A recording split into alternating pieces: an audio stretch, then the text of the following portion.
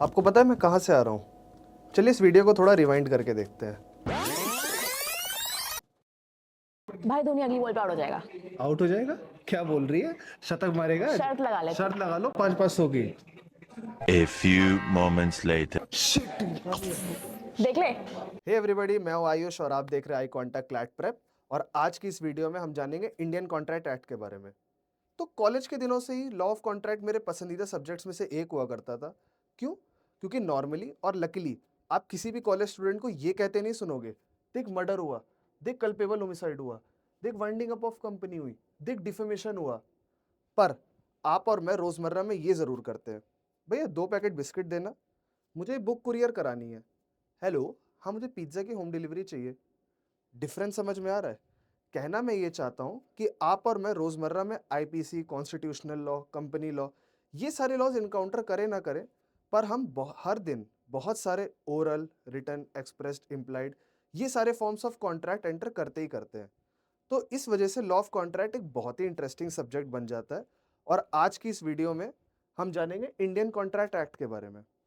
तो Indian contract act 1 सितंबर 1872 को आया था, यानी कि आज़ादी से काफ़ी पहले। तो ये जो लेजिस्लेशन है ये ब्रिटिशर्स द्वारा लाया गया था और इसमें टोटल 266 सेक्शंस हैं, जिनका डिवीज़न कुछ इस प्रकार है। तो section 1 to 75 it talks about general provisions. Section 76 to 123 it talks about sales of goods.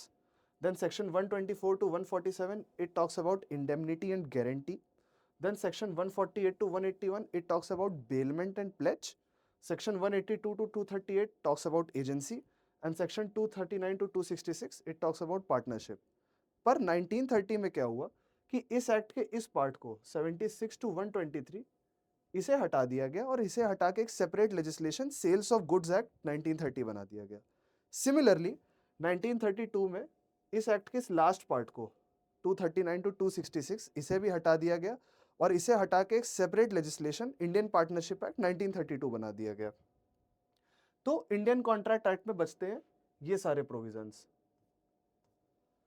तो इस एक्ट के ये जो बचे हुए प्रोविजंस हैं, ये एक जनरल कॉन्ट्रैक्ट कैसे बनता है, टाइप्स ऑफ कॉन्ट्रैक्ट, एक वैलिड कॉन्ट्रैक्ट, उसके क्या इंग्रेडिएंट्स होते हैं, हमें ये सब बताता है। तो आज की इस वीडियो में हम इंडियन कॉन्ट्रैक्ट एक्ट में जनरल कॉन्ट्रैक्ट कैसे बनता है इस बारे में बात करेंगे। अब मैं आपके सामने ये 2 स्टेटमेंट्स बोलूंगा। मैंने साक्षी के साथ एक प्रॉपर्टी का अग्रीमेंट किया और दूसरा, मैंने साक्षी के साथ एक प्रॉपर्टी का कॉन्ट्रैक्ट किया। अब नॉर्मली लोगों को ये दोनों स्टेटमेंट सेम लगेंगे, कॉमन लगेंगे। क्यों? क्योंकि नॉर्मल लोगों के हिसाब से कॉन्ट्रैक्ट और एग्रीमेंट दोनों सिनोनिमस टर्म्स है, पर ऐसा है नहीं। कॉन्ट्रैक्ट और एग्रीमेंट में काफ़ी डिफरेंस होता है। और आज की मेरी इस वीडियो का ऑब्जेक्टिव ही ये है कि आपको ये जो 2 स्टेटमेंट्स हैं ये अच्छे से समझ में आ जाए और कॉन्ट्रैक्ट और एग्रीमेंट में क्या डिफरेंस होता है ये अच्छे से क्लियर हो जाए। तो पहला statement, all contracts are agreements. दूसरा, all agreements are not contracts. तो ये 2 स्टेटमेंट समझने के लिए पहले आपको ये 2 टर्म समझने होंगे, अग्रीमेंट्स एंड कॉन्ट्रैक्ट्स। तो इन 2 टर्म्स को समझने के लिए हम एक बहुत ही सिंपल एग्जांपल लेते हैं। चलिए आप भी पार्टिसिपेट कीजिएगा। क्या आप मेरा ये लैपटॉप 30,000 रुपये में लोगे? और आप कहते हो कि जी मैं आपका लैपटॉप ये 30,000 रुपये में ले लूंगा। बहुत ही सिंपल एग्जाम्पल था, सिर्फ 2 स्टेटमेंट्स का। पर इन्हीं 2 स्टेटमेंट से हम ये पूरी चेन ऑफ वर्ड समझेंगे। हम ये पूरी चेन ऑफ वर्ड समझेंगे और कॉन्ट्रैक्ट और अग्रीमेंट में क्या डिफरेंस होता है वो भी क्लियर यहीं से होगा। तो जब मैंने आपसे पूछा कि क्या आप मेरा लैपटॉप 30,000 रुपये में लोगे, तो ये जो मेरा स्टेटमेंट था ये था प्रपोजल। प्रपोजल या ऑफर, प्रपोजल और ऑफर ये दोनों सिनोनिमस टर्म्स हैं। और जब आपने कहा कि जी मैं आपका ये लैपटॉप 30,000 रुपये में लूंगा, तो ये हो गया उस प्रपोजल या ऑफर का एक्सेप्टेंस। तो जैसे ही कोई प्रपोजल या ऑफर एक्सेप्ट हो जाता है वो बन जाता है प्रॉमिस। अब इस प्रॉमिस में क्या कंसिडरेशन थी? बिल्कुल थी। मुझे 30,000 रुपये मिल रहे थे और आपको लैपटॉप मिल रहा था। तो जैसे ही किसी प्रॉमिस में कंसिडरेशन सेटिस्फाई हो जाती है वो बन जाता है अग्रीमेंट। तो अग्रीमेंट क्या होता है ये तो हमने समझ लिया। अब हम ये सारी टर्म्स इंडियन कॉन्ट्रैक्ट एक्ट की लैंग्वेज में देख लेते हैं। तो सबसे पहले है सेक्शन 2B, जो कि डिफाइन करता है प्रॉमिस को। और ये कहता है कि एवरी प्रपोजल और offer when accepted becomes a promise. मतलब कि जब भी कोई भी प्रपोजल या ऑफर एक्सेप्ट हो जाता है तो वो बन जाता है प्रॉमिस, ऐसा कहता है सेक्शन 2 सब क्लॉज बी। के बाद है सेक्शन 2E, जो डिफाइन करता है अग्रीमेंट को। और ये सेक्शन कहता है कि एवरी सेट ऑफ प्रॉमिस जो एक दूसरे के लिए कंसिडरेशन फॉर्म करे वो होता है अग्रीमेंट। अब हम देखते हैं कि एक अग्रीमेंट कॉन्ट्रैक्ट कैसे बनता है। कॉन्ट्रैक्ट डिफाइंड है सेक्शन 2H में, और ये सेक्शन कहता है कि every agreement enforceable by law is a contract. अब हम देखते हैं कि एक अग्रीमेंट कॉन्ट्रैक्ट कैसे बनेगा। कॉन्ट्रैक्ट डिफाइंड है सेक्शन 2 सब क्लॉज H में। अब देखिए, अग्रीमेंट से कॉन्ट्रैक्ट बनने की सिर्फ एक रिक्वायरमेंट है कि हर वो अग्रीमेंट जो कि इन्फोर्सेबल बाय लॉ होगा वो बनेगा कॉन्ट्रैक्ट, और यही डिफाइंड है सेक्शन 2 सब क्लॉज H में कि every agreement which is enforceable by law will be known as a contract. अब ये इन्फोर्सेबल क्या होता है? इन्फोर्सेबल का मतलब होता है जिसे लॉ फोर्स में ला सके, जिसे लॉ लागू कर सके। तो इन्फोर्सिबिलिटी को हम दो सिंपल एग्जांपल से समझते हैं। मान लीजिए कि आपको अपने लिए टीवी लेना था, तो आप अमेज़न पे गए, अपनी पसंद का टीवी सर्च किया, ऑर्डर प्लेस कर दिया और 40,000 रुपए भी ट्रांसफ़र कर दिए, और उधर अमेज़न वो आपका ऑर्डर एक्सेप्ट कर लेता है और 40,000 रुपए की जो कंसिडरेशन थी वो भी एक्सेप्ट कर लेता है, मगर टीवी आपके घर नहीं डिलीवर करता। तो अब आप मुझे बताइए कि क्या आपके और अमेज़न के बीच में जो एग्रीमेंट हुआ है टीवी को लेकर, क्या उसे फुलफ़िल कराने के लिए आप कोर्ट जा सकते हो? क्या कोर्ट इस केस में कुछ भी कर सकता है? जी, बिल्कुल कर सकता है।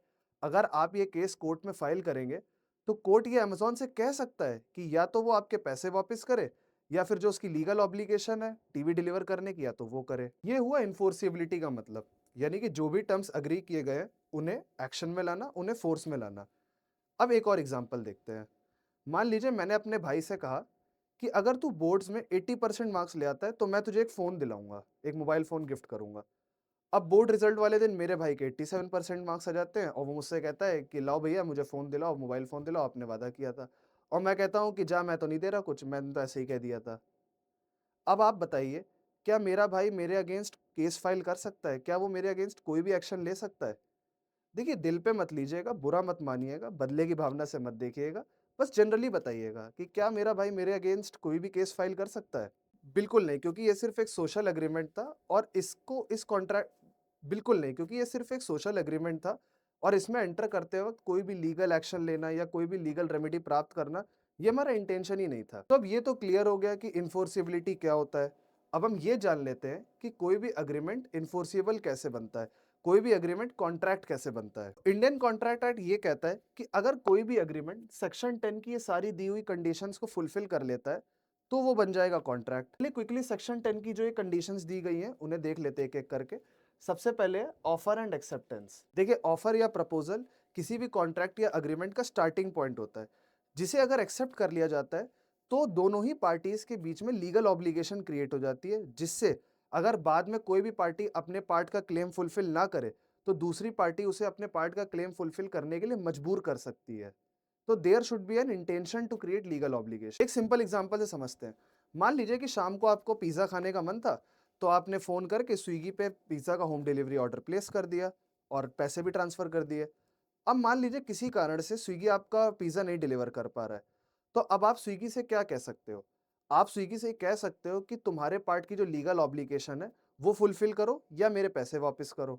और दूसरी ओर स्विगी अगर वो आपका ऑर्डर डिलीवर कर देता है, तो वो आपसे कहेगा कि sir we have delivered your order और आप हमें हमारे रिक्वेस्टेड चार्जेस पे करो। तो ऑफर एंड एक्सेप्टेंस के बाद दोनों ही पार्टीज के बीच में लीगल ऑब्लिगेशन क्रिएट हो जाती है, जिससे अगर कोई भी पार्टी बाद में अपने पार्ट का क्लेम फुलफिल ना करे तो उसे दूसरी पार्टी मजबूर कर सकती है अपने पार्ट का क्लेम फुलफिल करने के लिए। तो पहली कंडीशन है कि ऑफर एंड एक्सेप्टेंस होना चाहिए।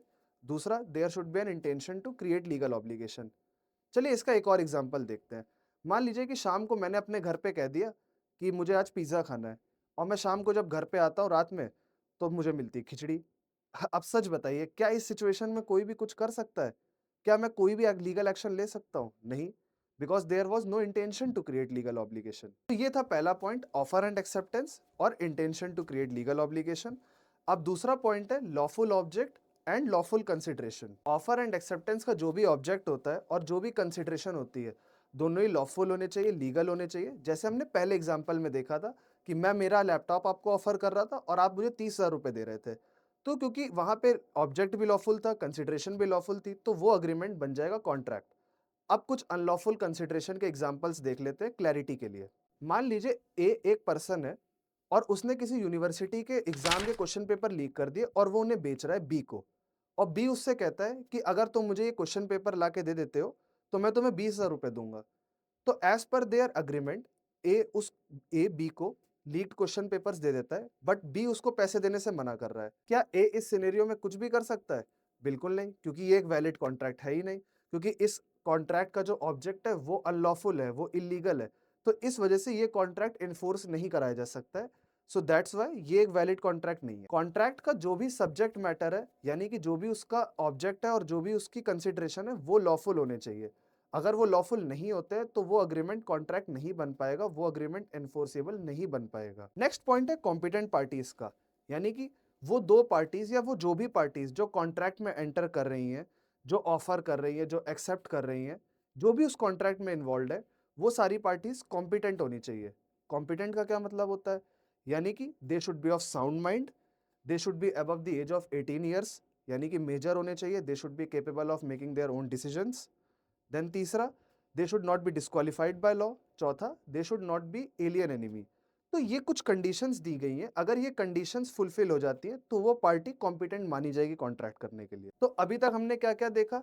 एक प्रॉपर ऑफर एंड एक्सेप्टेंस होना चाहिए with the intention to create legal obligation. दूसरा, लॉफुल ऑब्जेक्ट होना चाहिए। तीसरा, लॉफुल कंसिडरेशन होना चाहिए। चौथा, पार्टीज जो इन्वॉल्व है वो कॉम्पिटेंट होनी चाहिए, वो समझ सके कि वो किस चीज़ में एंटर कर रहे हैं, किस चीज़ की एक्सेप्टेंस दे रहे हैं, टर्म्स एंड कंडीशंस को वो समझ सकें। और लास्ट पॉइंट बचता है फ्री कंसेंट का, यानी कि जो भी कॉन्ट्रैक्ट में चीज़ें हो रही हैं, जो भी एक्सेप्टेंस दी जा रही है, जो भी ऑफर किया जा रहा है, वो सब पार्टीज की फ्री कंसेंट के साथ होना चाहिए। अब मैंने यहाँ पे सिर्फ कंसेंट क्यों नहीं लिखा, फ्री कंसेंट क्यों लिखा है? एक सिंपल एग्जांपल से समझते हैं। मान लीजिए किसी ने आपके सर पे बंदूक रखकर कहा कि चल 10,000 रुपए निकाल वरना मैं गोली चला दूंगा। अब आप भी डर के, जो भी आपके पास उस टाइम जेब में पैसे रहते हैं, आप सब कुछ उस इंसान को दे देते हो। तो अब आप मुझे बताओ कि ये जो चीज़ हो रही है, उसने जो ऑफर किया कि आप 10,000 रुपए निकालो और आपने एक्सेप्ट करके 10,000 रुपए उसे दे दिए, क्या ये आपकी मर्जी से हो रहा है? नहीं ना। इंडियन कॉन्ट्रैक्ट एक्ट भी यही कहता है कि इंडियन कॉन्ट्रैक्ट एक्ट भी यही कहता है कि कॉन्ट्रैक्ट एंटर करते वक्त दोनों में से किसी भी पार्टी की जो कंसेंट है, अगर वो इन 5 चीजें, coercion, undue influence, fraud, misrepresentation, mistake, इनमें से किसी भी चीज से अगर इन्फ्लुएंस्ड है, तो वो कंसेंट फ्री नहीं मानी जाएगी, वो फ्री कंसेंट नहीं होगी। और क्योंकि वो फ्री कंसेंट नहीं होगी तो वो कॉन्ट्रैक्ट भी इन्फोर्सेबल नहीं होगा। कॉन्ट्रैक्ट एंटर करते वक्त आपकी जो कंसेंट होनी चाहिए वो फ्री होनी चाहिए। तो जब भी कोई अग्रीमेंट इन्फोर्सिबिलिटी की सारी कंडीशंस को फुलफिल कर लेता है तो वो बन जाता है कॉन्ट्रैक्ट। और अगर कोई भी अग्रीमेंट इन्फोर्सिबिलिटी के इनमें से कोई सी भी एक कंडीशन पे खड़ा नहीं उतर पाता है तो वो कॉन्ट्रैक्ट नहीं बन पाता है। तो इसका क्या मतलब हुआ कि हर कॉन्ट्रैक्ट अग्रीमेंट तो होता है, पर हर वो अग्रीमेंट जो इन्फोर्सिबिलिटी की सारी कंडीशंस को फुलफिल कर लेता है, सिर्फ वही अग्रीमेंट बन पाता है कॉन्ट्रैक्ट। और यही है इस स्टेटमेंट का मतलब कि all contracts are agreements but all agreements are not contracts. तो आज की वीडियो के लिए बस इतना ही था स्टूडेंट्स। अगर आप लोग को ये वीडियो अच्छी लगी, आप लोग को ये कंसेप्ट समझ में आए, तो please do follow eye contact CLAT preparation